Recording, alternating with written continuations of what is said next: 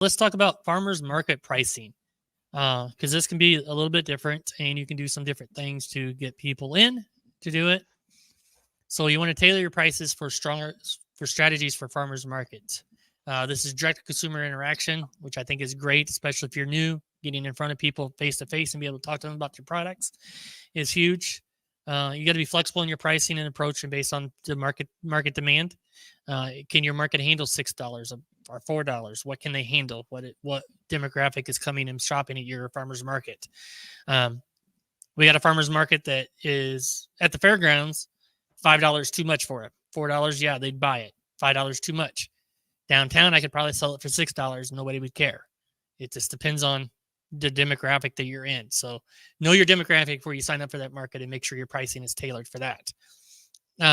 We also do a 5 for 20. So if they buy 5 products, they get it for $20 instead of $25. So basically they're getting a free product. And it encourages them, especially if they got 3 products. That's when you can go, hey, we got a 5 for 20. Get another $5 out of that person standing there. Yeah, you got to give them 2 packages, but you're getting another $5. That goes a long way to get your sales up at a farmer's market. Andy, I know you've done farmers markets in the past. Did you do anything special with them?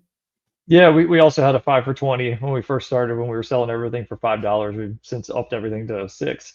But we haven't done any farmers markets this year, but we also do like mixes that are essentially 5 for 20. We'll do a 10-ounce mix in a 64 fluid ounce container, and sell that for 22 at this point is what we have it set as. So yeah, for the most part though, every farmers market we've gone to, we've kept the pricing the same across the board, which is handy for printing labels, especially when we do it in-house.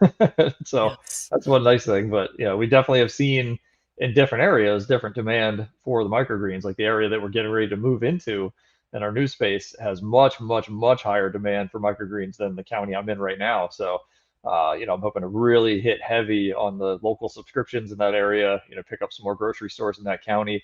There's a lot more restaurants, a lot bigger population, so we'll have access to a lot more people and a lot more resources that we can use as the business, which is going to be really, really nice. So plus we'll be a lot closer to like major cities and, closer to some of the local distributors, things like that we haven't even talked to yet. We don't have the room. So, but yeah, definitely the farmers markets, I'm hoping to start them actually back up again next year. Okay. Yeah, I just didn't want to do it this year, not knowing when we were going to be moving into the new space. But there's a couple big markets, one we were in before and another even larger one that we have never gone into, but they are begging us to come to this market.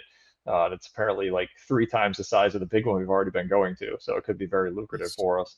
And we'll be a lot closer to it this time, because otherwise it would have been about an hour's drive. Now it's about 20 minutes from our location. Nice. So yeah, it should work out nice. So Nice. Yeah, close ones are nice. We go one market that's about an hour away and one that's about 10 minutes away. So it is nice having them close by for sure.